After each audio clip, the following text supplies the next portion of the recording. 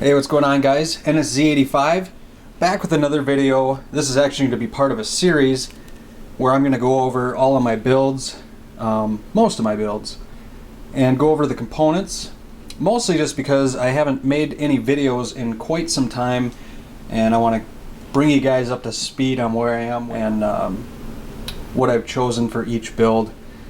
Today, in this video, I'm going to go over my Battle Arms Development SOPMOD clone. So let's go ahead and dive in, and I'll go over each component that I chose for this build. And then again, the links will be down below for the components on this build. And make sure to subscribe, check back. I'm going to be going over most of my builds and going over each component for each build as well.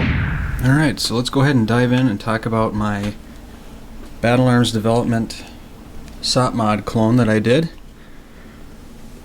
This again is on the Gen 1 Battle Arms Development Forged Lower Receiver, the premium Forged Lower Receiver.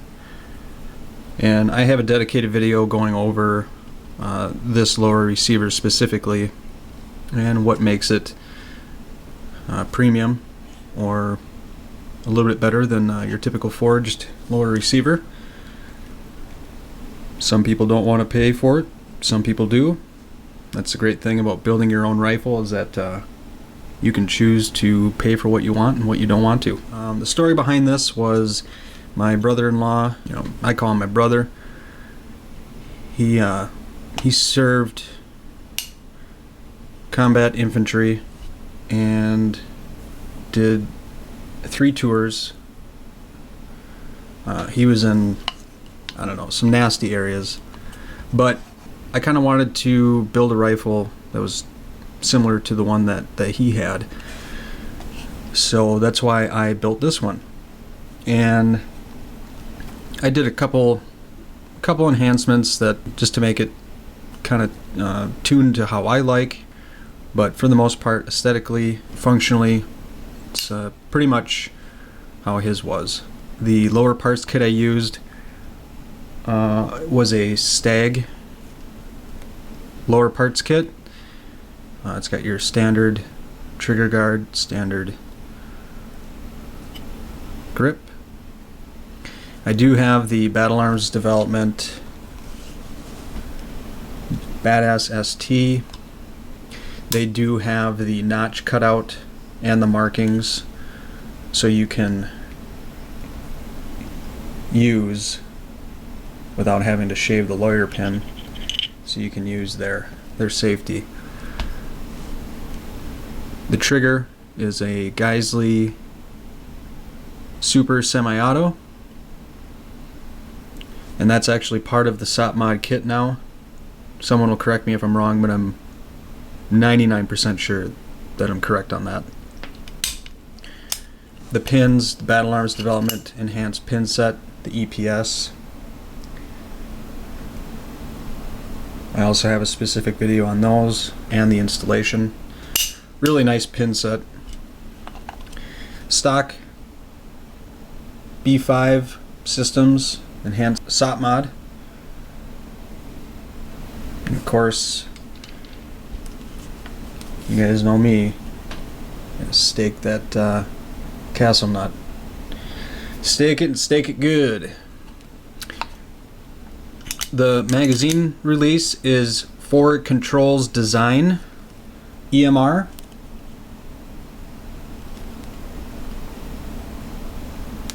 Really nice magazine release.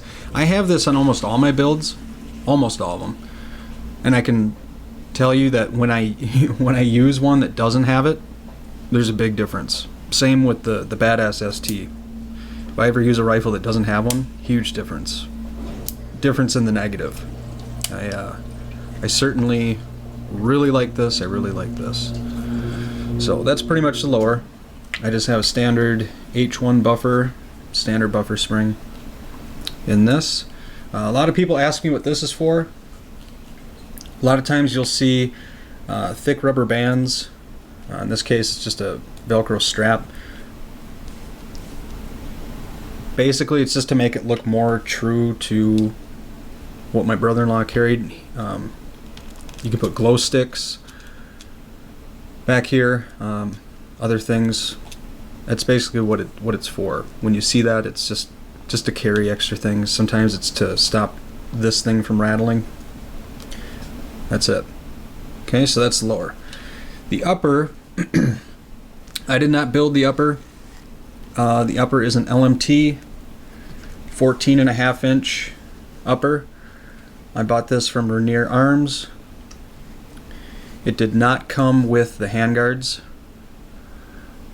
And then I also had them pin and weld a BCM extended A2 on, so I didn't have to SBR the lower.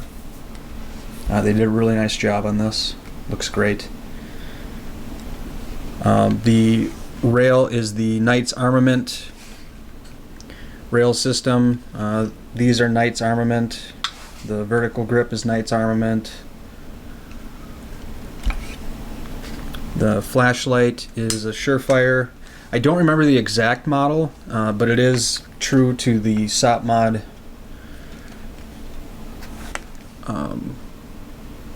kit at the time. Let's see what it says here. It says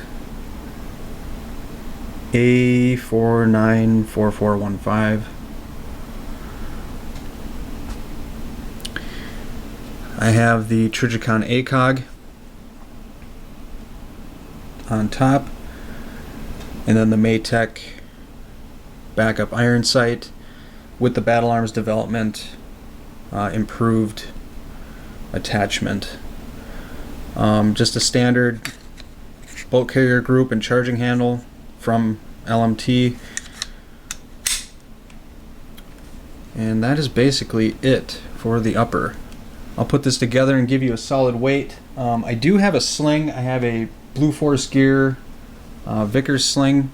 I'm actually going to do a separate video showing how to install that, only because I've never installed one and it seemed kind of confusing, so I figured that I would help other people by doing that. So make sure and check that out if you're interested.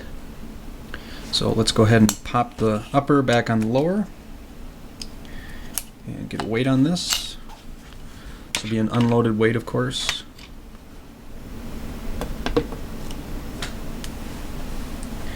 So this is 8 pounds and 11.2 ounces unloaded. So definitely a little bit on the heavier side.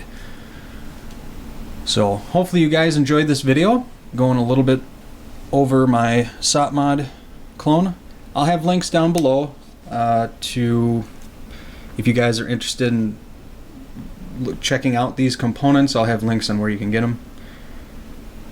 But make sure and follow me on Instagram, Facebook, all the social media. I also take a lot of pictures of my builds.